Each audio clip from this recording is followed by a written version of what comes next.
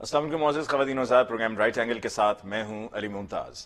ناظرین، آج کے پروگرام میں ہم ایک ایسی مہمان شخصیت سے بات کرنے جا رہے ہیں کہ جن کو میں پرسنلی جانتا ہوں 2013-2014 سے، اور اس سے پہلے سن 2010 سے ان کے والد صاحب سے ملاقات رہی، اور ان کے والد صاحب بھی بڑی کمال شخصیت تھے، بہترین آدمی تھے، اور بڑا کام بھی کیا انہوں نے بطور ممبر قومی اسمبلی۔ اور پھر اس کے بعد ان کے اس دنیا سے جانے کے بعد، ان کے انتقال کے ان کی وفات کے بعد، ان کے بیٹے سے جب ملاقات ہوئی 2013 میں 14 میں، تو تب سے میں بڑا اس بات پر میرا ایک اب ماننا ہے کہ وفا کرنے والے لوگ بڑے کم ملتے ہیں، لیکن جو وفا کرنے والے ہوتے ہیں ان کی قدر ضرور کرنی چاہیے۔ اور میں نے 2013-2014 سے آنورڈز اب تک یہی دیکھا ہے کہ جن سے ہم آج پروگرام میں بات کرتے جا رہے ہیں، وہ جس کے ساتھ کھڑے ہوئے ان کے ساتھ کھڑے رہے۔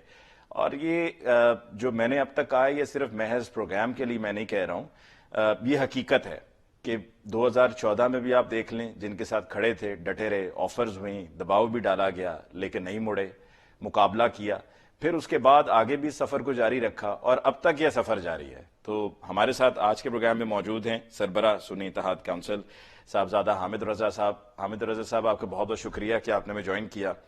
سر، جیسا کہ میں نے پروگرام کے آغاز میں ابھی ابتدائیہ میں کہا ہے کہ بڑا مشکل ہوتا ہے آج کل، وفا بڑی مشکل سے ملتی ہے، قلت ہے بڑی، لیکن جب ہم آپ کو دیکھتے ہیں تو پھر وہ بھروسہ بڑھ جاتا ہے کہ نہیں، ابھی بھی ایسے لوگ موجود ہیں۔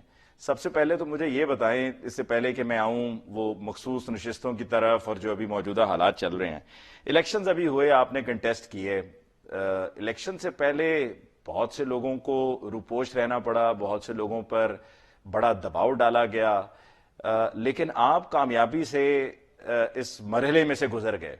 اس کے پیچھے راز کیا تھا؟ بسم اللہ الرحمن الرحیم۔ علی بھائی، بہت شکریہ، اور آپ نے جو نیک خیالات کا اظہار میرے بارے میں فرمایا، گریٹفل۔ آپ کے ساتھ ایک بڑا پرانا تعلق بھی ہے، اور بڑے بڑے مشکل لمحات میں ہم نے بھی آپ کو دیکھا، جہاں پر بہت سارے لوگ کوریج کے لیے پہنچ نہیں پائے، وہاں پر آپ بالکل فرنٹ کے اوپر موجود تھے۔ دیکھیں، میں تو خود تقریباً 9 ماہ روپوش رہا، اور میرا خیال ہے میرا ہارڈ ٹائم شاید بہت سارے لوگوں کی نسبت ذرا پہلے سٹارٹ ہو گیا تھا۔ گورنمنٹ جانے کے فوراً بعد وہ ایک میری جو سپیچ تھی وہ بڑی ہٹ ہوئی، اور اس کے بعد بس میں زیر عتاب آ گیا۔ لیکن 2 وجوہات تھیں۔ ایک تو یہ کہ اللہ کا شکر ہے فائل کوئی نہیں تھی۔ آپ کے علم میں ہے کہ جن اسپیسیفک چیزوں کے اوپر فائلیں ہوتی ہیں تو اس کی بنیاد کے اوپر افراد پھر بعد میں بلیک میل ہو جاتے ہیں۔ دوسری بات یہ ہے کہ ہم نے جب بھی اپنا موقف رکھا بالکل بلیک اینڈ وائٹ کلیئر رکھا۔ اگر ادارے کے حوالے سے بات کی جاتی ہے تو میرے والد اس وقت ادارے کے ساتھ کھڑے ہوئے جب آپ کو پتہ ہے کہ پاکستان کے اندر حالات جو ہیں وہ ادارے کے حق میں نہیں تھے، اور پاکستان کے اندر ملیٹنسی، سیکٹیرینزم، ایکسٹریمزم اپنے عروج کے اوپر تھا۔ ہم آج بھی ادارے کے ساتھ کھڑے ہیں۔ جہاں تک اس کامیابی تک پہنچنے کا تعلق ہے تو علی بھائی، 9 ماہ کی روپوشی ہے، اس میں پہاڑ بھی ہیں، اس میں دریا بھی ہیں، اس میں چولستان بھی رہا۔ میرے پوری فیملی کے اوپر ایف آئی آرز، میری ہمشیرہ جو ہیں وہ 9 مئی کی ایف آئی آر میں نہ صرف ملزم ان کو نام شامل کیا گیا ایف آئی آر میں حساس ادارے پر حملے کے حوالے سے، بلکہ انہیں اشتہاری بھی کیا گیا۔ میرے تینوں بھائی، میری فیملی کے 6 ممبرز، میری پارٹی کے 180 ممبرز۔ لیکن میرا خیال ہے کہ یہ اللہ تعالیٰ کی عطا ہوتی ہے، آپ کے والدین کی دعائیں، آپ کے ساتھیوں کی دعائیں، کہ اللہ پاک آپ کو استقامت عطا کرتا ہے۔ بے شک۔ میں کوئی ہارڈ کور کرمنل تو ہوں نہیں۔ ہو سکتا ہے اگر میں ہاتھ آ جاتا تو میں ٹارچر مجھے اگر کیا جاتا تو میں تو شاید ایک ہیومن کیپیسٹی ہے آپ کی باڈی کی، چونکہ ہارڈ کور کرمنل نہیں ہے تو شاید خدا نہ خواستہ میری بھی کوئی پریس کانفرنس آ جاتی۔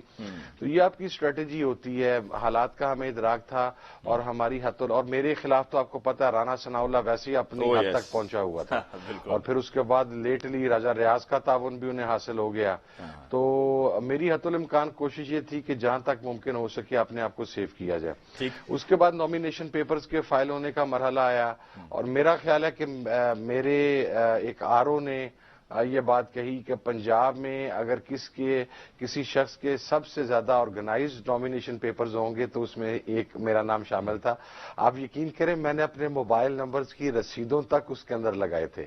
میرے اسلحہ لائسنس اس کے تھے, اس کے اندر تھے, میری FBR کی سٹیٹمنٹس تھیں, میری مسز کی تھیں, میرے بیٹے کی تھیں, ایک چیز. There was not even a single thing. اور میرے اوپر اعتراض کرنے والا اور کوئی شخص نہیں تھا, میرے مخالف امیدوار نہیں تھے, بلکہ میرے RO صاحب ہی تھے.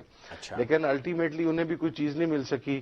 اور اس کے بعد کمپین 14 دن کی. آپ کو پتا ہے ایک تو وہ میرا آبائی حلقہ تھا, میرے والد وہاں سے 4-5 مرتبہ منتخب ہوئے, اور پھر اس کے بعد اس مرتبہ چونکہ تحریک انصاف کے ساتھ تھا میں, تو تحریک انصاف کے جو لوگ تھے ان کی وہ بھی سپورٹ حاصل رہی. اچھا یہ بتائیں کہ ابھی یہ جو الیکشنز کے بعد ایک نیا یہ سلسلہ کل سے ہم نے دیکھا ہے شروع ہوا ہے, جس میں جو جیتا ہوا کینڈیڈیٹ ہے جس کو فارم 47 بھی مل جاتا ہے, فارم 49 بھی مل جاتا ہے, نیشنل اسمبلی کی رجسٹریشن بھی ہو جاتی ہے, اور وہ رجسٹریشن کے بعد ری کاؤنٹنگ میں معاملہ چلا جاتا ہے اور وہاں پر وہ ہار جاتے ہیں. تو یہ کل ایک حلقہ ہوا جس میں نہ صرف یہ کہ ری کاؤنٹنگ ہوئی بلکہ نتیجہ بھی تبدیل ہو گیا, اور سنی اتحاد کونسل میں شامل ہوئے تھے NA 154 سے, تو ان کو ہرا دیا گیا یا ان کی شکست کا اعلان ہوا, اور دوسرے PMLN کے جو کینڈیڈیٹ تھے وہ جیت گئے. اور اسی طرح ایک اور حلقہ بھی فیصل آباد کا ہے کہ جس کا میں سن رہا تھا کہ اس کی بھی ری کاؤنٹنگ کا حکم ہو گیا. اچھا یہ دیکھیں علی بھائی, اس کے اندر مرحلہ یہ ہے, جو ہمارا اعتراض ہے وہ یہ ہے, اور جس کے اوپر ہم بارہا یہ کہہ رہے ہیں کہ عمران خان صاحب کے بیکڈ کینڈیڈیٹس جو تھے ان کا تمام مینڈیٹ ایسے چوری کیا گیا کہ ہمارے پنجاب کے 70+ حلقے ایسے ہیں جہاں پر ہمارے پاس 100% فارم 45 موجود ہیں. اچھا فارم 45 جہاں پر موجود ہے, یہ جس لودھرا والے حلقے کی آپ بات کر رہے ہیں, یہاں پہ 45, 47, 48, 49 دین پارلیمنٹس رجسٹریشن, پھر ان کا, اور وہ یہاں, اور مزے کی بات یہ ہے کہ وہ یہاں پر موجود تھے. ان کی ایبسنس کے اندر ریکاؤنٹنگ کروائی گئی, اور جب ریکاؤنٹنگ سٹارٹ ہوئی اور انفارم کیا گیا تو انہوں نے ہائی کورٹ سے سٹے بھی لیا اس کے اوپر, لیکن RO صاحب نے وہ سٹے نہیں مانا. اچھا اب جو فارم 45 ہمارے پاس موجود ہیں جن کی بنیاد کے اوپر ہم نے انہیں چیلنج کیا, وہاں پہ کیا یہ جاتا ہے کہ ہمارا ایشو ٹریبیونلز کو فارورڈ کیا جا رہا ہے, اور جہاں پر PMLN کو سیٹیں دینی ہیں ان کا RO سے ہی ریکاؤنٹنگ کا آرڈر لیا جا رہا ہے. اب صدیق کانجو صاحب والے حلقے کے اندر جو ووٹ مسترد کیے گئے ہیں ان کی تعداد یکدم 6, جب رزلٹ کمپائل ہوا تھا فارم 49 تک اور ہماری کینڈیڈیٹ نے ون کیا تھا, اس وقت تک جو مسترد شدہ ووٹ تھا وہ 6000 تھا. اب نئی ریکاؤنٹنگ کے اندر وہ مسترد شدہ ووٹ 20000 ہو گیا, یعنی 14000 ووٹ ہی انہوں نے مسترد کر دیا. اب اسی طریقے سے اس وقت لیکن کس بنیاد پر فیصل آباد NA 97 میں سر گاڈ نوز کن گراؤنڈز کے اوپر مسترد کیا ہے, یا ڈبل سٹیمپ کر دیا ہوگا, یا کوئی بھی, چونکہ وہاں پر تو ہمارا جو MNA کا کینڈیڈیٹ جو بلکہ MNA تھا اس کے تھے وکلاء کو بھی اندر داخل ہونے کی اجازت نہیں دی گئی, تو اب ہمیں تو نہیں پتا کہ اندر انہوں نے کیا گیم کی. اس وقت بھی فیصل آباد NA 97 کے اندر ہمارے جو ونر کینڈیڈیٹ ہیں سعد اللہ بلوچ صاحب, ان کے حلقے کی ریکاؤنٹنگ جاری ہے. وہاں پر اس وقت تک تھوڑی دیر پہلے جو میرے پاس اطلاع تھی تقریباً 40 کے قریب پولنگ اسٹیشنز جو تھے ان کی ریکاؤنٹنگ ہو چکی تھی, اور ابھی تک 12 ہم لیڈ کر رہے تھے. اصل مسئلہ یہ ہے, میں کہتا ہوں ریکاؤنٹنگ چھوڑیں, ان تمام چیزوں کو چھوڑیں. الیکشن لا کے اندر ایک چیز ہے کہ اگر کوئی کینڈیڈیٹ اپنے ووٹ کو چیلنج کرنا چاہتا ہے, یعنی لوزر کینڈیڈیٹ اور ونر وہ ووٹ کو چیلنج کرنا چاہتا ہے, تو 10 روپیہ فی ووٹ کے حساب سے وہ انگوٹھوں کا فرانزک ڈیمانڈ کر سکتا ہے. ہم تو یہ کہتے ہیں کہ الیکشن کمیشن آف پاکستان جن حلقوں کے ہم کلیمنٹ ہیں ان حلقوں پر ہمارے جتنے پیسے بنتے ہیں ہم سے پیسے لے لیں, ہمیں ذرا ان انگوٹھوں کا فرانزک تو کرا کے دکھائے جو انہوں نے مسلم لیگ نون کو ڈلوائے ہیں, جو انہوں نے مسلم لیگ نون کو سیٹیں جتوائی ہیں. اچھا اب اس میں ہماری جو فرانزک کی اپلیکیشن ہے اس کو بھی ریسیو نہیں کیا جا رہا. ٹھیک ہے, پھر یہ کہتے ہیں کہ جناب یہ گئے نہیں یہاں نہیں. ابھی انہوں نے ایک پروپیگنڈا کیا کہ جی ہم نے تو ٹوٹل جو ٹریبیونلز کے اندر ہم گئے ہیں یا جو ہم نے چیلنج کیے ہیں وہ 22 ہیں. وہ اللہ کے بندو 22 تو صرف سندھ سے ہیں, جس میں 20 ہماری کراچی کی ہیں, 2 ہماری حیدرآباد کی ہیں, تو وہ 22 وہ بن جاتی ہیں.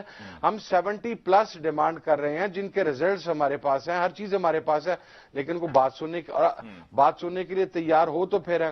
ابھی آپ آج کا ظلم دیکھیں جو آج صبح ہوا ہے, ہم نے آج سے 7 دن پہلے ایک اپلیکیشن فارورڈ کی کہ جناب مخصوص سیٹیں ہمیں الاٹ کی جائیں. اتنے افراد جو پاکستان تحریک انصاف کے حمایت یافتہ تھے انہوں نے سنی اتحاد کونسل میں شمولیت اختیار کی ہے. ہماری درخواست کو انٹرٹین نہیں کیا گیا. کل رات آل آف اے سڈن ہمیں اطلاع ملی کہ جی 4 درخواستیں آئیں اور اس کے اوپر آج صبح بینچ بنا دیا. جب گھٹیا دشمن ہو, چھوٹا دشمن ہو, بے ظرف دشمن ہو, بے ظرف مخالف ہو تو وہ چھپ کے وار کرتا ہے. انہوں نے کچھ انڈیویجولز کھڑے کیے اور پھر ان کی آڑ کے اندر یہ وہاں پر آج اپیئر ہو گئے اور پھر وہاں پر انہوں نے ہمارے علی ظفر صاحب نے یہ مطالبہ کیا کہ جناب اگر یہاں پر اعظم نذیر تارڑ صاحب موجود ہیں, یہاں پر فاروق ایچ نائک صاحب موجود ہیں, یہاں پر فاروق نسیم صاحب موجود ہیں, تو یہ پھر پارٹی کو ریپرزینٹ کریں نا, یہ کسی فرد کو ریپرزینٹ نہ کریں. یا تو یہ کہیں کہ پارٹی کی طرف سے. اور ایم کیو ایم کا تو مطالبہ ویسے ہی ہماری سمجھ میں نہیں آیا کہ ان کی تو سیٹ ہی کو نہیں بنتی. مقصد ہے وہ ہماری سیٹوں کو ڈیمانڈ کرنے کے لیے کس کیپیسٹی کے اندر وہاں پر پہنچ گئے. اچھا, جو میں آپ کو بات بتا رہا تھا, رات تک 4 درخواستیں تھیں, کل ہی وہ آئیں, کل ہی وہ سماعت کے لیے فکس ہوئیں. آج ان کی ہیئرنگ کا ٹائم دے دیا گیا. جب ہم صبح کورٹ روم میں داخل ہوئے اور وہاں پہ سگنیچر کرنے کے لیے ان 4 درخواستوں پر اٹینڈنس دینے کے لیے, تو ہمیں پتہ لگا جی وہ درخواستیں 4 نہیں اب 6 ہو گئی ہیں. یعنی مزید 2 درخواستیں جن کے بارے میں ہمیں اطلاع نہیں کی گئی, ہمیں سمن نہیں کیا گیا, ہمیں بتلایا نہیں گیا, وہ صبح ہم نے 6 کے اوپر وہاں پر ریسیونگ دی میں نے کہ جی ٹھیک ہے میں اپیئر ہو رہا ہوں 6 کے اندر. اچھا, اگلی بات یہ ہے کہ جو ہماری درخواست 1 ہفتے سے پینڈنگ ہے وہ ابھی سماعت کے لیے مقرر نہیں ہوئی. اس پر اعظم نذیر تارڑ صاحب نے بھی جو بات کی حامد رضا صاحب, وہ یہ ہے کہ دیکھیں آپ نے ایک وقت تھا, طے تھا کہ آپ نے اس وقت سے پہلے آپ نے کلیم کرنا ہے, یہ نام آپ نے لسٹ دینی ہے جو مخصوص نشستوں کی, اقلیتوں کی بھی اور خواتین کی. ان کا دوسرا کلیم یہ ہے, وہ یہ کہتے ہیں کہ آپ خود آزاد حیثیت میں آپ نے الیکشن کنٹیسٹ کیا ہے, تو الیکشن جیتنے کے بعد آپ کا یہ مطالبہ کہ جی سنی اتحاد کونسل کو اتنے ممبران ہیں اور اس حساب سے سیٹس دے دی جائیں, تو یہ وہ نقطہ ہے کہ جس پر وہ الیکشن کمیشن گئے ہیں. اچھا سر, اس کے اندر میں 2 باتیں آپ کو عرض کر دوں. علی بھائی, اس میں 2 ٹیکنیکل چیزیں انہیں سمجھیے گا. چونکہ M W M, S I C اور پاکستان تحریک انصاف کا اتحاد آج سے 7 سال پہلے کا ہے. گزشتہ انتخابات کے اندر بھی پنجاب کے اندر ایم ڈبلیو ایم کی جو خاتون مخصوص نشست کے اوپر الیکٹ ہوئی تھیں ان کا نام پاکستان تحریک انصاف کی لسٹ کے اندر تھا. اس مرتبہ یہ ڈیسائیڈ ہوا کہ یہ تینوں جماعتیں پنجاب کے اندر بلے کے نشان کے اوپر کنٹیسٹ کریں گی, اور اس کے اندر جو لسٹ جمع کروائی گئی اس میں ہماری بھی خاتون تھیں, اس کے اندر ایم ڈبلیو ایم کی بھی خاتون تھیں. تو ہم نے ایز این الائنس وہ لسٹ وہاں پر جمع کروائی. ہم نے یہ پہلی فارمیلٹی وہاں پر فلفل کی. آپ نے بلے کا نشان اڑا دیا, اس ساری سچویشن کو نل اینڈ وائڈ کر دیا. ہم کہتے ہیں okay fine, no issues with it. اب دوسری چیز یہاں پر آ جاتی ہے, ایک ہے آئین پاکستان, ایک ہے رولز اینڈ پروسیجر.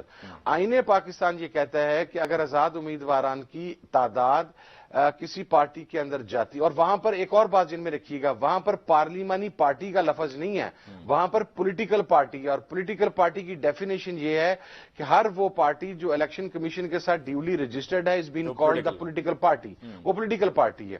اچھا, آئین پاکستان یہ کہتا ہے کہ اگر آزاد امیدواران کی تعداد کسی پولیٹیکل پارٹی میں شمولیت اختیار کرتی ہے تو اس صورت کے اندر وہ اپنے ریسپیکٹو ممبر کے اگینسٹ جتنی سیٹیں بنتی ہیں ان سیٹوں کی حقدار ٹھہرے گی. اب میرا سوال یہاں پر یہ ہے کہ ہمارے پاس 86 87 نیشنل اسمبلی کے ممبرز آئے, ہم نے اس کے اوپر ایک درخواست فارورڈ کر دی. اچھا, اب جو الیکشن کمیشن کہتا ہے یا جو دیگر لوگ جو اعتراض کرنے والے ہیں وہ یہ کہتے ہیں کہ جی ہم نے لسٹ جمع نہیں کروائی. بھائی وہ رولز اینڈ پروسیجر ہیں, آپ نے آئین کو فالو کرنا ہے یا رولز اینڈ پروسیجر کو فالو کرنا ہے. اچھا, اگر آپ کہتے ہیں کہ جی ہم نے رولز اینڈ پروسیجر کو فالو کرنا ہے, بالکل بجا, آپ کی بات مان لی, ہم نے سیپریٹ لسٹ جمع نہیں کروائی. اب میں آپ کو پریسیڈنٹ دیتا ہوں. 2018 کے الیکشنز کے اندر کے پی کے اندر کچھ امیدوار جیتے, وہ انہوں نے باب پارٹی کے اندر شمولیت اختیار کی. شمولیت اختیار کرنے کے بعد انہوں نے الیکشن کمیشن کو ان رائٹنگ تحریر کیا کہ جناب ہم نے کوئی لسٹ نہیں جمع کرائی ہوئی, لیکن ہم اتنے ایم پیز ایک سائڈ کے اوپر ہو گئے ہیں, تو اب ہمیں خواتین کی مخصوص نشستیں الاٹ کی جائیں. تو الیکشن کمیشن آف پاکستان نے وقت گزرنے کے بعد, انتخابات ہو جانے کے بعد, ان کے جیت جانے کے بعد نہ صرف ان کو شیڈیول جاری کر کے دیا بلکہ ان کو مخصوص نشستیں الاٹ کی.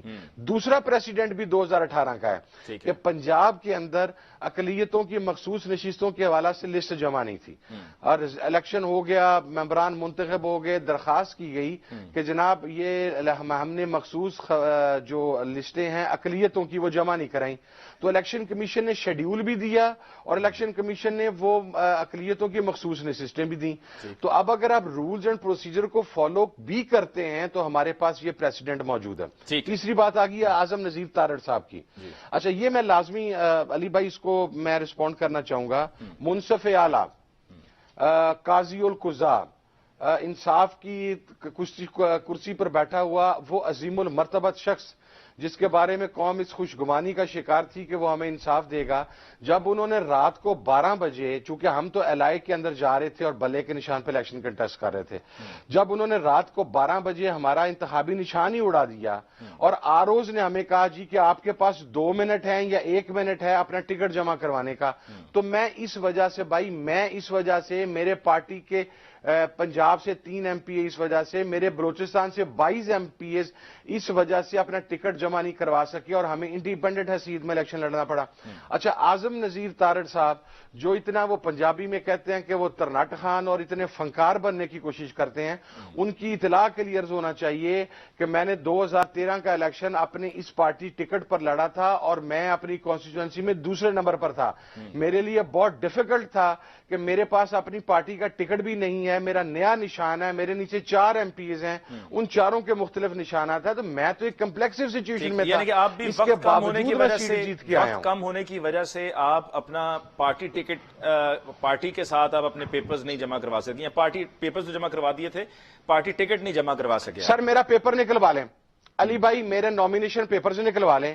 اگر میرے نامینیشن پیپرز کے اوپر پاکستان تحریک انصاف اور آگے اتحاد سنی اتحاد کونسل نہ لکھا ہو، میں اپنی MNA کی سیٹ چھوڑ دوں گا۔ یہ جاہل آدمی پڑھ کے تو آتا کچھ نہیں ہے، عدالت میں جج سے بدتمیزی یہ کرتا ہے، وکیلوں سے بدتمیزی یہ کرتا ہے، ان کے زبان کے شر سے کوئی انسان محفوظ تو ہے نہیں۔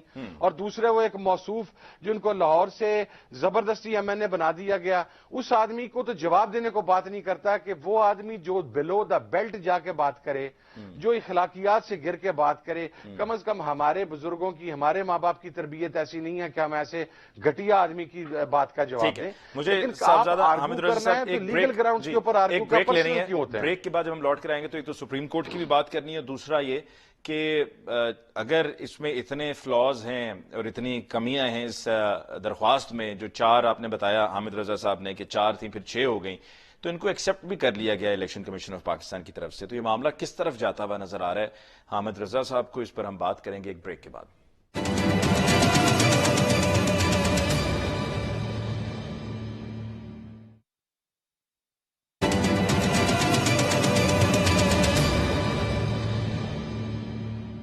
Welcome back after break. جی آج کے پروگرام میں ہماری گفتگو جاری ہے صاحبزادہ حامد رضا صاحب سے۔ حامد رضا صاحب، معاملہ آپ کو جاتا ہوا کس طرف نظر آ رہا ہے کہ جہاں پر یہ اتنے ٹیکنیکلی چیزیں غلط ہیں اور آپ کا جو موقف ہے وہ آپ جیسے کہ تفصیل بتا رہے ہیں کہ اصولی موقف ہے، لیکن وہاں پر یہ پیپلز پارٹی MQM اور PMLN پہنچ گئے آپ کی ریزرو سیٹس خواتین کی اور اقلیتوں کی لینے کے لیے، مطلب وہ چاہ رہے ہیں کہ وہ بس ان کو مل جائے، میلہ لگا ہوا ہے وہاں سے جا کے لوٹ لیں، تو الیکشن کمیشن نے اس کو ایکسیپٹ بھی تو کر لیا ہے۔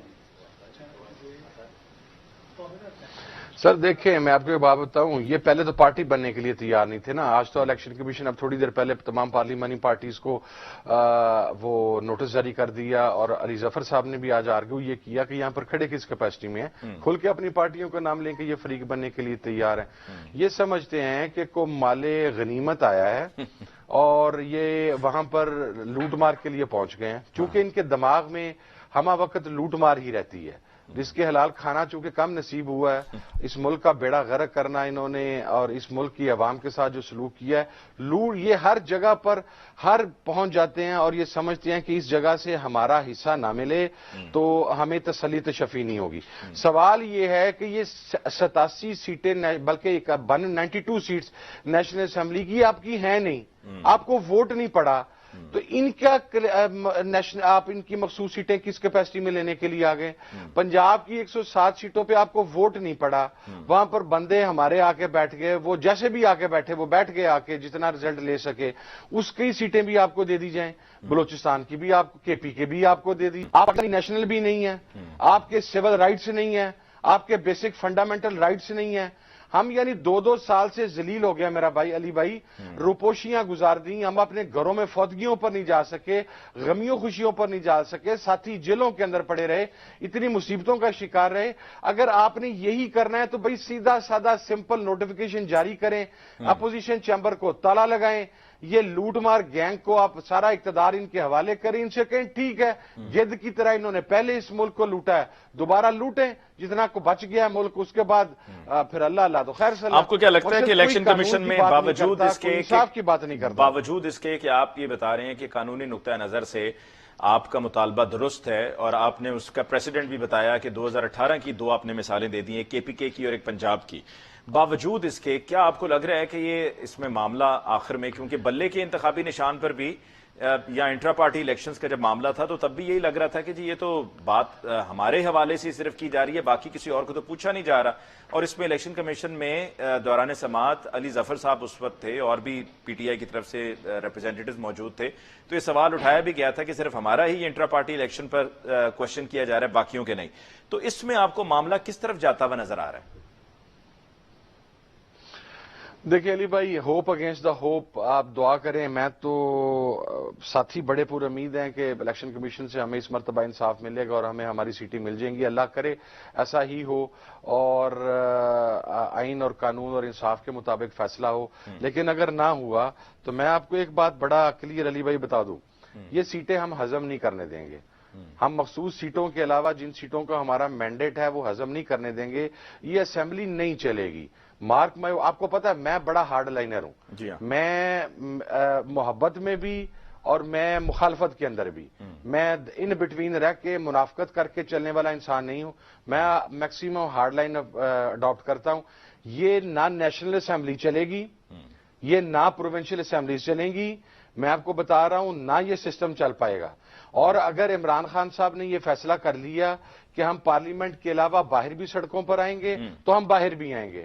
اور اگر عمران خان نے ایک سٹیپ اہیڈ جاتے ہوئے یہ فیصلہ کر لیا کہ ہم ریزائن کریں گے تو میں پہلا بندہ ہوں گا جو سب سے پہلے ریزائن اس پر ذرا حامد رضا صاحب، احتجاج کی جو آپ بات کر رہے ہیں، اگر آپ احتجاج کے لیے نکلیں گے اور جب آپ نکلے ہیں، چاہے وہ ایک الیکشن کی ریلی ہو جو الیکشن سے پہلے 8 فروری سے پہلے ایک اناؤنس بھی ہوئی تھی، اور تب بھی جہاں جہاں ریلی نکل رہی تھی تو بڑی مشکل سے بچا کرا کر لوگوں نے ریلیز نکالی.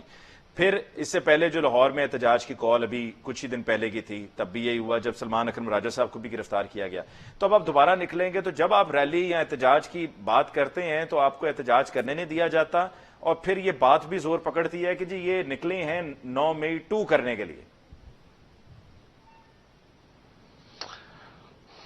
میں کیا کہوں بھائی جان، 9 مئی 2 کرنے کے لیے میں آپ علی بھائی میرے خاندان کی، میرے گھر کی، میری پارٹی کی قربانیاں آپ کے علم میں ہیں. 180 بندے ہم نے پاکستان کے ریاستی اداروں کی حمایت کے لیے شہید کروائے ہیں جب کوئی بندہ مخالفین کے خلاف بولنے کے لیے تیار نہیں تھا. اب اگر مجھے 9 مئی کا ملزم ٹھہرانا ہے، مجھے بلڈنگز کا ملزم ٹھہرانا ہے تو ٹھیک ہے. میں تو پہلے دن سے ڈیمانڈ کر، اچھا میں پہلا آدمی ہوں جو یہ کہہ رہا ہوں کہ 9 مئی کے حوالہ سے اور ڈے فرسٹ سے کہہ رہا ہوں، اگر آپ کے پاس جن ایف آئی آرز میں آپ نے مجھے نامزد کیا ہوا ہے، اگر میرے خلاف ایک سنگل ایویڈنس ہے تو میں پاکستان کا واحد آدمی ہوں جو یہ ڈیمانڈ کر رہا ہوں کہ میرا کیس آپ ملٹری کورٹ میں چلائیں. مجھے کوئی معافی نہیں چاہیے. مجھے سزائے موت بنتی ہے سزائے موت دیں، مجھے عمر قید بنتی ہے عمر قید دیں. لیکن جو کام میں نے کیا نہیں ہے وہ میرے اوپر فکس نہ کریں، میرے اوپر نہ ڈالیں. ہم احتجاج کرنا ہمارا آئینی اور جمہوری حق ہے. جب ہماری بات پارلیمنٹ کے اندر، آپ دیکھیں پنجاب اسمبلی کے اندر کیا رویہ اختیار کیا گیا ہمارے پارلیمنٹیرینز کے ساتھ، ہمارے نو منتخب اراکین کے ساتھ. انہیں وہ ایک ٹوکن دھرنا دینے کے لیے باہر گئے، وہ دوبارہ اندر آنا چاہ رہے تھے، اسپیکر صاحب نے دروازے بند کروا کے ہمارے لوگوں کو واپس اندر داخل نہیں ہونے دیا، اس لیے کہ محترمہ مریم نواز صاحبہ ایک سموتھ سیلنگ چاہتی تھی. ان کو بھی میں اب تسلی کروا دوں کہ اب اس سے آگے سموتھ سیلنگ نہیں ہونی. ہمیں پتہ لگ گیا کہ آپ اپنی پرانی خصلت منافقت سے اور دھوکہ دہی سے باز نہیں آ سکتے، اس لیے اب ٹوکن دھرنا کوئی نہیں ہوگا. رہی بات احتجاج کی، पुरअमन एहतजाज मेरा आईनी जमहूरी हक है, वो मुझसे कोई नहीं खरीद सकता।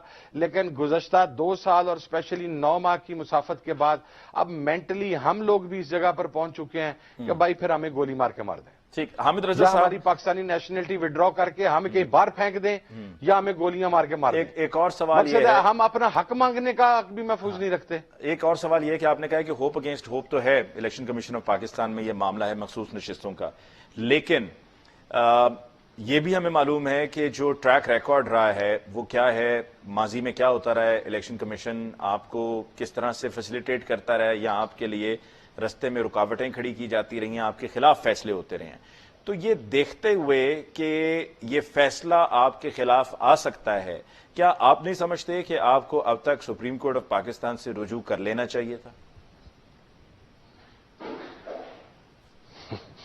अली भाई, आप मेरे भाई हैं। सुप्रीम कोर्ट में अगर इधर राजा साहब बैठे हैं तो उधर काजी साहब बैठे हैं, हमारे लिए दोनों काबिल मैं उनका एहतराम ना। अच्छा, मैं आपको एक और बात बता दूं, आपको पता है मैं इस मामले में जरा बदलिहाज आदमी हूं। मैं उनका एहतराम सिर्फ इसलिए करता हूं कि वो उम्र में मेरे से बड़े हैं, बुजुर्ग हैं। ये चीफ इलेक्शन कमिश्नर होने की वजह से या चीफ जस्टिस होने की वजह से मैं उनका एहतराम नहीं करता, क्योंकि कुर्सी का एहतराम करवाने के लिए लाजिम यह है कि आपके फैसले ऐसे हों कि आप उस कुर्सी का एहतराम करें। वो मेरे नजदीक ऐसे नहीं है, लेकिन चूंकि उम्र में मुझसे बड़े हैं, मेरे वालिद की उम्र के हैं, मैं अपने वालिदैन की तरबियत की वजह से उनका एहतराम करता हूं। बाकी सुप्रीम कोर्ट में भी चले जाते तो फिर उन्होंने कहना था कि आपने मुतलका फोरम इस्तेमाल नहीं किया, मुतलका फोरम पर जाएं। मुतलका फोरम होते होते इधर से प्राइम मिनिस्टर मुंतखब हो जाना था, उधर से सेनेट के इलेक्शन हो जाने थे, उधर से प्रेसिडेंट मुंतखब हो जाना था और हमने मुतलका फोरम पीटते रह जाना था। ये एक ऐसी, वो क्या कहते हैं, इन्होंने हमें मुशक्कत में डाला हुआ कि उधर चले जाएं तो वो कहते हैं पहले वहां क्यों आ गए हैं, इधर चले जाएं तो कहते हैं कि नहीं ये मुतलका फोरम नहीं था। मुतलका फोरम पर चला जाएं तो वो 6 दिन हमारी दरखास्त को मीडिया पे चलाता रहता है कि इजलास हो रहा है, मुशावरत हो रही है। मैं तो नहीं वो खबर दे रहा था ना, आखिर जो तमाम न्यूज चैनल्स थे, जो वहां पर तमाम हमारा प्रिंट मीडिया था, उनके जो हमारी रिपोर्टर्स हैं इलेक्शन कमीशन ऑफ पाकिस्तान के, वही रिपोर्ट कर रहे थे ना कि इलेक्शन कमीशन का इजलास चल रहा है, वो इस दरखास्त के ऊपर गौर कर रहे हैं। वहां से 7 दिन के बाद हमारी दरखास्त को समाअत के लिए मुकर्रर मैं इसलिए किया गया। सुप्रीम कोर्ट का कह रहा हूं कि जब ये बल्ले का निशान लिया गया था तो काजी फाइज ईसा साहब ने, चीफ जस्टिस साहब ने अली जफर साहब से ये कहा था कि जब उन्होंने मखसूस नशिस्तों की बात की तो उन्होंने कहा कि ये मामला बाद में हम देख लेंगे। उससे तो लग रहा था कि बाद में अगर आप सुप्रीम कोर्ट जाएंगे तो वहां से रिलीफ मिल जाएगा। सर अब देखें, इसके ऊपर मैं फिर अगेन अपनी राय का इजहार इसलिए नहीं कर सकता कि जो लॉयर्स हैं वो बहुत सीनियर हैं, उनका बहुत एक्सपीरियंस है, और मैं ये समझता हूं कि कोर्ट ऑफ लॉ के हवाला से वो मामलात को चलिए आखिर में ये बता दें हामिद रजा साहब कि अगर बिल फर्ज ये मखसूस नशिस्तें आपको देते हैं, नहीं देते हैं, ये फैसला नहीं होता और असेंबली का इजलास कॉल हो जाता है, जिस पर अभी तक तो सदर पाकिस्तान ने समरी पे दस्तखत नहीं किए, उन्होंने वापस भिजवा दी थी, लेकिन फिर भी क्योंकि आज वो मुर्तजा सोलंकी साहब भी बतौर विफाकी वजीर पार्लिमानी अमूर सेक्रेटरी कौमी असेंबली के पास गए और कई घंटे तक उनकी मुलाकात भी हुई, तो कोई ना कोई हल निकालने की कोशिश की जा रही है। तो क्या आप उस पहले इनॉग्रल इजलास में जाएंगे या नहीं? देखिए, कल हमारी पार्लिमानी पार्टी की मीटिंग का इजलास है। अभी तक हमारा डिसीजन यही था, क्योंकि हम एज्यूम कर रहे थे कि हमारी सीटें भी हमें मिलेंगी, पंजाब में भी मिलेंगी, यहां पर भी मिलेंगी, और हम ना चाहते हुए भी जो हमारे साथ धांधली की गई है उसको हम आईनी कानूनी तरीके से अदालतों के अंदर लड़ेंगे और पार्लियामेंट के अंदर एक सेहतमंद अपोजिशन का रोल प्ले करेंगे। लेकिन अब एक मखसूस सीटों के हवाला से गुज़श्ता 24 घंटे के अंदर डेवलपमेंट हो गई। अब कल हमारी पार्लिमानी बोर्ड की मीटिंग है। पार्लिमानी बोर्ड की मीटिंग के अंदर फैसला होगा और जाहिर है उसके अंदर जो भी कल इलेक्शन कमीशन फैसला करेगा वो फैसला वहां पर इफेक्ट करेगा, वो फैसला वहां पर। अभी तक तो हमारा फैसला ये है कि हम पार्लियामेंट में जाएंगे, हम जाना चाहते हैं, हम पार्लियामेंट का हिस्सा बनना चाहते हैं, हम वहां पर अपोजिशन का किरदार अदा करना चाहते हैं। हम जो हमारे साथ धांधली हुई है उसके लिए हम पार्लियामेंट में भी आवाज उठाना चाहते हैं, हम कोर्ट ऑफ लॉ में भी जाना चाहते हैं। लेकिन जब आप तमाम रास्ते हमारे लिए बंद कर देंगे तो फिर हमारे पास क्या ऑप्शन बचेगा? इसलिए मैं ये समझता हूं कि कल की जो पार्लिमानी पार्टी की मीटिंग है, चूंकि लास्ट 24 आवर्स 36 आवर्स के अंदर कुछ लेटेस्ट डेवलपमेंट्स हैं, तो उसको मद्देनजर रख के की जाएगी और उसके अंदर जो भी फैसला होगा इंशाल्लाह वो अनाउंस कर दिया जाएगा। आपकी जाती राय में इस्तीफे भी डिस्कस होंगे? I guess it's too early to call, but that again depends on Khan صاحب. اگر کسی نہیں، آپ اسٹیج کی پہ اپنی خان ذاتی صاحب رائے کہتے کیا ہیں ہے؟ ریزائن کر دیں تو یہ میں سوال میرا صاحبزادہ حامد رضا سے ہے. اچھا، میرے سے اگر سوال یہ ہے کہ اگر ہمیں مخصوص نشستیں نہیں ملتی تو میں تو یہ چاہوں گا کہ we should not be the part of this parliament. یہ میری ذاتی اوپینین ہے، ٹھیک ہے، یہ میری پارٹی کی پارٹی کی اوپینین نہیں ہے، یہ ٹھیک میرے ہے. الائڈ پارٹیز کی اوپینین نہیں ہے. It's my personal view. It's a personal opinion, right. Sahibzada Hamid I'm Raza clear on صاحب، it. بالکل صحیح. صاحبزادہ حامد رضا صاحب، آپ کا بہت بہت شکریہ کہ آپ نے ہمیں جوائن کیا آج کے پروگرام میں. ناظرین، اس کے ساتھ ہی ہم لیتے ہیں ایک بریک. ملاقات ہوگی بریک کے بعد.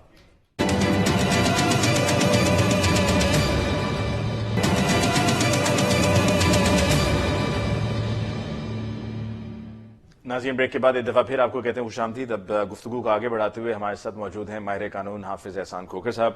احسان صاحب، آپ کو بہت بہت شکریہ کہ آپ نے ہمیں جوائن کیا. آج کے دن کا سب سے بڑا سوال تو ایک ہی ہے، اور وہ سوال یہ ہے کہ صدر مملکت نے قومی اسمبلی کے اجلاس کی سمری پر دستخط نہیں کیے. معاملہ اب کھٹائی میں ہے، ملاقاتیں ہو رہی ہیں، مشاورت چل رہی ہے کہ بھائی کیا کیا جائے، کیا اس کا توڑ نکالا جائے، اجلاس کیسے بلایا جائے. اسپیکر کی بات ہو رہی ہے کہ اسپیکر کے پاس یہ اختیار نہیں ہے بیکاز وہ خود ایک عبوری اسپیکر ہیں، ان کی مدت مکمل ہو چکی ہے. تو قانون کیا کہتا ہے؟ بسم اللہ الرحمن الرحیم. علی بھائی، آپ کا بہت شکریہ. پورے کانسٹیٹیوشن کے اندر جو سارا سینٹرک پوائنٹ ہے، جس طرح 3 اس کے کمپوننٹس ہیں، ایک ہماری ایگزیکٹو ہے، ایک ہماری پارلیمنٹ ہے، اور تیسری جو ہے وہ ہماری گورنمنٹ اس کے اندر آتی ہے. جوڈیشری جو ہے وہ ایک اور پلر ہے. اب جب ایگزیکٹو یا گورنمنٹ نے بنا ہے اس چیز کے اندر، تو اس کے لیے جو الیکشن کے بعد سب سے امپورٹنٹ چیز ہے وہ ہے آپ کی سموتھ پولیٹیکل ٹرانزیشن. اور اس کے لیے آپ کا آرٹیکل 91 جو ہے وہ پورا ایک پرسکرائب پروسیجر جو ہے وہ پرووائڈ کرتا ہے کہ پاکستان کے اندر گورنمنٹ بنے گی کس طرح، اور اس گورنمنٹ بننے کا پروسیس کس طرح ہوگا، اور اس پروسیس کے اندر جو ہے کس کس کا کیا رول ہے. اب یہ ہے کہ پورے کانسٹیٹیوشن کے اندر آرٹیکل 91 کے اندر جو ہے وہ اختیار جو ہے وہ پریزیڈنٹ آف پاکستان کا ہے، کانسٹیٹیوشنل کمانڈ ہے، مینڈیٹ ہے کہ اگر اس ملک کے اندر جنرل الیکشنز ہوتے ہیں تو اس کے 21 دن کے اندر اندر جو اجلاس بلانا ہے وہ پریزیڈنٹ بلا سکتے ہیں. اور وہ 21 دن کا جو بنے گا وہ پاکستان کا جو 8 فروری کو الیکشن ہوا ہے اس کے مطابق 29 کو بنتا ہے. اب یہ ہے کہ 91 جو ہے وہ ایک انڈیپینڈنٹ آرٹیکل ہے، وہ نہ کسی سمری کا ڈیپینڈنٹ ہے کہ کسی کو کیئر ٹیکر سے بھجوائے، نہ وہ ڈیپینڈنٹ ہے کہ منسٹری آف پارلیمنٹری افیئر سے جو آئے. یہ کانسٹیٹیوشن کی ڈائریکٹ کمانڈ ہے پریزیڈنٹ آف پاکستان کو. ڈسکرشن بھی ہے اس چیز کے اندر کہ آپ نے اجلاس بلانا ہے، نہیں تو اجلاس 21 دن کے تک جو ہے وہ ہوگا. 21 دن کے اندر اندر پریزیڈنٹ نے بلانا ہے، اور 21 دن تک جو ہے وہ اجلاس کو ہونا چاہیے. اور یہ کانسٹیٹیوشن کا ایک مینڈیٹ ہے، یہ کانسٹیٹیوشن کا ایک مینڈیٹری پروویژن ہے. اب اس کے اندر یہ ہے کہ جب سے 73 کے اندر کانسٹیٹیوشن آیا ہے اس سے لے کے 50 سال ہم ہو گئے اس پورے پروسیس کے اندر، مختلف دور کے اندر ہم الیکشنز کرواتے ہیں. کبھی بھی یہ پرابلم نہیں آئی جو پہلی دفعہ پاکستان کے اندر آئی ہے کہ پریزیڈنٹ آف پاکستان جو ہے، جو ایک ہیڈ آف اسٹیٹ ہے، اس نے ریفیوز کیا ہے یا اس نے ٹرن ڈاؤن کیا ہے. حالانکہ نہ اسے ٹرن ڈاؤن کا اختیار ہے، نہ اسے پینڈ کرنے کا اختیار ہے، نہ اسے آبجیکشن کرنے کا اختیار ہے. اگر اس ہاؤس کی کمپوزیشن کا ایشو ہے تو وہ الیکشن کمیشن آف پاکستان اس کا فیصلہ کرے. اور پوری کمپوزیشن کا ایشو نہیں ہے، چند ریزرو سیٹس ہیں، اور وہ ریزرو سیٹس بھی یعنی وہ میکنگ یا بریکنگ کے اندر نہیں آتی کہ یہ گورنمنٹ جا رہی ہے، یہ گورنمنٹ بنے گی، یا یہ گورنمنٹ کو اتنی سیٹس چاہیے. جس طرح 2018 کے اندر نیک ٹو نیک اس کے اندر مقابلہ تھا، یا 2022 کے اندر جو ووٹ آف نو کانفیڈنس تھا، نیک ٹو نیک ایک ایشو تھا. اس کے اندر تو یہ ہے آپ کو وہ نہیں ہے. لیکن پریزیڈنٹ آف پاکستان کا جو آفس ہے، اگر آپ اس کو کانسٹیٹیوشنلی بھی دیکھیں، ہسٹوریکلی پچھلے 2 سال کے اندر جو ہے تو مختلف ڈیویشن یہ 91-2 کے تحت اجلاس بلایا جا سکتا ہے اگر صدر صاحب نے اجلاس بلاتے. دیکھیں یہ ہے کہ اب ہمارے پاس آپشن کیا ہے. اب آپ نے دیکھا ہوگا کہ کبھی بھی یہ نہیں ہوتا کہ اگر کسی صوبے کا چیف منسٹر جو ہے وہ الیکشن جیتے اور گورنر اوتھ لینے سے ریفیوز کرے، اگر وہ پاکستان کے اندر موجود ہے تو ریفیوز کرے. اگر ہوا تھا ویسے 2022 میں عمر سرفراز چیمہ صاحب گورنر تھے. ہائی کورٹ نے ایک آرڈر کیا اور انہوں نے اسپیکر نیشنل اسمبلی کو بھجوایا کہ جی آپ جائیں اور وہاں پہ اوتھ لے کے آئیں. تو کانسٹیٹیوشن کے اندر تو کہیں نہیں تھا.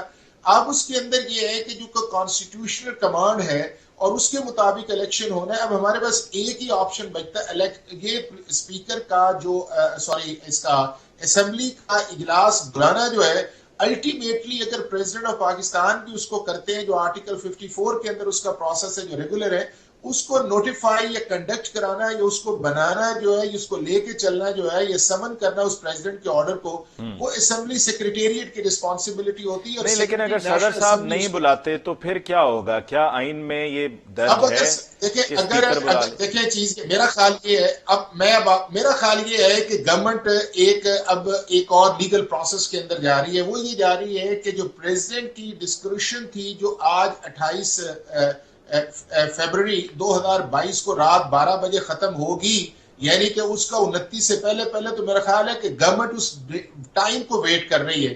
جب وہ ٹائم پورا ہو جائے گا تو اس کے بعد یہ ہوگا کہ پریزیڈنٹ آف پاکستان کی جو بلانے کا ایک اختیار تھا 91(2) کے اندر وہ ختم ہو جائے گا, اور پھر اگلا آ جائے گا کہ آج تو ہر صورت اجلاس ہونا ہے. تو اس کے لیے ہوگا یہ کہ جو سیکرٹری نیشنل اسمبلی ہے وہ اس چیز کو ایشو کرے گا, ایک نوٹیفیکیشن کرے گا, اور کل آپ کے ملک کے اندر جو ہے نیشنل اسمبلی کا اجلاس ہوگا, اور اس کے بعد اوتھ ہوگا, اسپیکر لے گا, اگلا اسپیکر ڈپٹی اسپیکر, اور پھر 91(3) کے اندر پرائم منسٹر آف پاکستان کا جو ہے لیڈر آف دا ہاؤس کا ہوگا, اور پھر 94(5) کے اندر جا کے جو ہے صدر پاکستان اوتھ لیں گے. لیکن میں جس سچویشن کو علی دیکھ رہا ہوں ابھی تو ہم اس جھگڑے کے اندر ہیں جس کو پریزیڈنٹ کو آنریبلی کرنا چاہیے تھا. اگر اسپیکر پی ٹی آئی نے پنجاب اسمبلی کے اندر اس پروسیس کو فالو کیا, سیٹس تو وہاں پہ بھی نہیں تھی, وہاں پہ بھی ریزرو سیٹس نہیں دی تھی. اور دوسرا اس کے اندر یہ ہے کہ جب کانسٹیٹیوشن کے اندر سیٹس کا ایک ایشو ہے, انٹرپریٹیشن اس کے اندر یہ ہے کہ آپ کی جب اسمبلی کے اندر پریزنس ہو کسی بھی پولیٹیکل پارٹی کو تو پھر انڈیپینڈنٹ جا سکتے ہیں. لیکن اگر وہ اپلیکیشن آئی تھی تو الیکشن کمیشن آف پاکستان کو چاہیے تھا کہ اس کو ڈیسائیڈ کرتے باوجود اس کے اوپر بیٹھے ڈیلے کیا. اچھا ہم ایک وقفہ لے لیں. یہ جو مخصوص نشستوں والا معاملہ ہے میں چاہوں گا کہ ہم بریک کے بعد ہم اس مخصوص نشستوں والے معاملے پر بھی بات کریں گے. جی ہمارے ساتھ رہیے.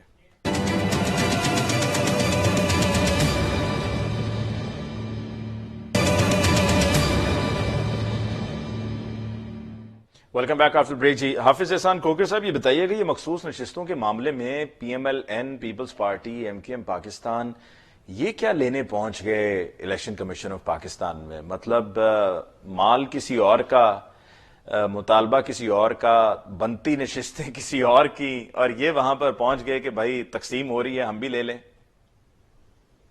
نہیں, میرا خیال یہ ہے کہ یہ ان کی ایک پولیٹیکل موو ہے, اور اس موو کو یہ ہے کہ جب آپ پولیٹیکل اوپوننٹس ہوتے ہیں تو آپ اپنا کو سٹینس دینے کے لیے اپنا ایک پولیٹیکل اسٹریٹجی بناتے ہیں, اور اس کو انیتھیکل نہیں ہے یہ حافظ صاحب؟ نہیں, دیکھیں پاکستان کی سیاست کے اندر علی کس چیز کو آپ انیتھیکل کہیں گے اور کس چیز کو آپ لیگل کہیں گے. اگر ایتھیکل چیزیں تو ہم اس جگہ پہنچتے جس جگہ آج پہنچے ہوئے ہیں. ہم تو اس ان ایتھیکل کو, انلیگل کو, اب تو ہم کانسٹیٹیوشنل کی طرف چلے گئے ہیں نا. اور اس ان کانسٹیٹیوشنل کو آپ دیکھ لیں کہ پچھلے 2.25 سال سے کیا ہم نے اپنے ملک کی عدالتوں کی عزت رہنے دی. عدالتوں کو بھی چاہیے تھا کہ وہ پرفارم کرتے. اگر پچھلے دور کے اندر 90 دن کے اوپر supreme court of Pakistan direct action لے لیتی تو یہ آج نوبت آگے نہیں جانی تھی. اس کے بعد یہ ہے کہ پھر ہم نے اپنی جو ہے دوسرے جو لوگ اس کے اندر کسی کو کرٹیسائز کریں ہم اس کو پڑ جاتے ہیں. پھر اس کے بعد آپ دیکھیں کہ الیکشن کمیشن آف پاکستان کا ایک ہم نے حال کیا کیا ہوا ہے, چاہے اس کو بھی بہتری کی گنجائش ہے اور انہیں کرنا چاہیے تھا. پھر پاکستان کی اسٹیبلشمنٹ کو جس کا جو چاہیے ہے اس کو کرنا شروع کر دیتا اور ہر چیزوں کے اندر ڈریگ کرتا ہے. تو وہ ایتھکس یا موریلٹی یا آپ کی اب آپ کو کیا لگتا ہے الیکشن کمیشن اس پر کیا فیصلہ کرے گا ان مخصوص نشستوں پر؟ اب اس کے اندر یہ ہے علی, کانسٹیٹیوشن بڑا واضح ہے. کانسٹیٹیوشن اس کے اندر یہ ہے کہ انڈیپینڈنٹ کینڈیڈیٹ صرف اس کو جوائن کر سکتے ہیں جس کی پارلیمنٹری پریزنس موجود ہے, اور جس پارٹی کو انہوں نے جوائن کیا اس کا تو اپنا پریزیڈنٹ جو ہے وہ انڈیپینڈنٹ آیا ہے. اور وہ بھی آپ یہ دیکھیں کہ اگر ان کو اس چیز کا شور ہوتا کہ آؤٹ سائڈ دا پارٹی جو ہے اس کو ہم جوائن کر کے سیٹس لے سکتے ہیں تو پھر یہ پاکستان تحریک انصاف نظریاتی کے ساتھ کیوں یہ ایک پیچ اپ کرتے, اور جس دن وہ الیکشن سمبل ملنے تھے وہ بیک آؤٹ کر گیا. انہیں کیپ ان مائنڈ تھا کہ ہمیں اس سمبل کے لیے الیکشن جانا چاہیے تبھی ہمیں ریزرو سیٹس ملیں گی. پھر اس کے بعد دیکھیں کہ متحدہ وحدت المسلمین والی جب بات آئی تو ان کی اسمبلی کے اندر پریزنس آ گئی, لیکن اس سے انہوں نے بیک آؤٹ کیا. شاید ان کا ایکسٹرنل یا انٹرنل جو بھی ایشوز تھے. اب وہ ایک ایسی پارٹی کی طرف گئے ہیں کہ جس پارٹی کی کسی بھی پاکستان کی اسمبلی کے اندر نہ پریزنس ہے نہ انہوں نے کو اپنی سیٹس جو ہیں 104 کے نیچے آپ سے پہلے نا آج کے پروگرام میں حافظ صاحب آپ سے پہلے پروگرام میں نا آج صاحبزادہ حامد رضا صاحب تھے, انہوں نے 2 مثالیں دیں 2018 کی, ایک کے پی کے کی اور ایک پنجاب کی.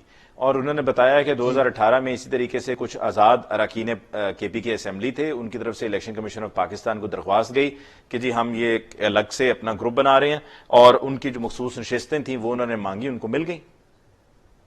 نہیں اس طرح نہیں ہوا، اس فیکٹس کو بھی ڈسٹارٹ کیا جاتا ہے علی۔ ہوا اس طرح یہ تھا کہ یہ ڈائریکٹ جنرل الیکشنز والی سیٹس نہیں تھی، یہ فاٹا کی مرجز ہو کے سیٹ سے بنی تھی جس کے اندر اسمبلی کی وہاں پہ گئی، اور اس سے پہلے معاملہ پشاور ہائی کورٹ کے اندر جا رہا تھا، کنٹروورسی تھی ایلوکیشن آف سیٹس کی، اور وہ تھا پی ٹی آئی کا اور جے یو آئی کا۔ جب پشاور ہائی کورٹ نے اس کو ڈیسائیڈ کیا کہ اس کا فیصلہ ہونا چاہیے، تو پھر الیکشن کمیشن آف پاکستان جو تھا اس نے اس کا ایک ری سکیڈول جو ہے وہ جاری کیا، چونکہ جتنی دیر تک ری سکیڈول آپ کر نہیں سکتے، آپ کے فارم آئے اس فرض کیا آپ ایکسپٹ کر لیں کہ یہ ریٹرن کینڈیڈیٹس ہیں، تو یار اس سے جو اگلا پروسیس ہے ان کے لیے آپ کو وہ لسٹ تو چاہیے نا جن کو آپ نے پرائیورٹی لسٹ یہ سیٹیں خالی رہ سکتی ہیں؟ یہ خالی، بالکل یہ خالی رہیں گی، نہ یہ پاکستان کی کسی پولیٹیکل پارٹی کو ملیں گی، چونکہ انپریسیڈنٹڈ ہے کہ ایک تیسری کمپوزیشن جو ان دونوں سے بڑی ہے وہ اب اس چیز کے اندر آئی ہے۔ اب دوسری پارٹیز یہ کلیم نہیں کر سکتی کہ جی اب انڈیپینڈنٹس جو انہوں نے کسی کو جوائن نہیں کیا تو آپ ہمیں سیٹس دے دیں۔ اچھا، مطلب وہ نہیں ہو سکے گا کہ جس طرح اکثر وہ ہوتا ہے نا، وہ جس کو کہتے ہیں مل مارنا، کہ کہیں کسی کی زمین ہو ساتھ والی، وہ نہیں ہوگا۔ آئے گا یہاں دیکھیں فائنلی یہ ہے کہ معاملہ اگر ہائی کورٹ یا سپریم کورٹ کے اندر جائے گا تو یہاں چیز یہ آئے گی کہ یہ سیٹس انڈیپینڈنٹس کو وایا سنی کاؤنسل مل جائیں گی، یا یہ آئے گا کہ یہ سیٹ ویکنٹ رہے گی۔ یہ سیٹس جو ہیں نہ ایم کیو ایم کو ملیں گی نہ پیپلز پارٹی کو ملیں گی، اور بھی اگر پولیٹیکل دیکھیں نا، اب یہ کہا جائے تو وہ کہیں گے کہ جی اگر یہ 87 کا فگر ہے تو کس طرح ڈیٹرمن ہوگا کہ 87 میں کتنے لوگ پیپلز پارٹی ہیں، ان کا پرپورشن کیا ہے، کتنے لوگوں نے ایم کیو ایم کو جوائن کیا ان کا کیا ہے، کتنے لوگوں نے جو ہے وہ پی ایم ایل این کو جوائن کیا ہے۔ تو یہ الیکشن کمیشن آف پاکستان اگر جلدی فیصلے کر دیتا تو یہ نوبت نہیں آنی تھی۔ Point noted. حافظ صاحب، I am running short of time, آپ سے اجازت لینا ہوگی جی۔ آج کے پروگرام کے لیے وقت بس اتنا ہی تھا۔ آپ کو بہت بہت شکریہ کہ آپ نے ہمیں جوائن کیا، اور بڑی اہم معلومات تھیں جو آپ نے ہمارے ساتھ شیئر کی۔ اس کے ساتھ ہی ناظرین، آج کے پروگرام کا وقت ختم ہوا چاہتا ہے۔ مجھے علی ممتاز کو دیجیے اجازت، اللہ نگہبان۔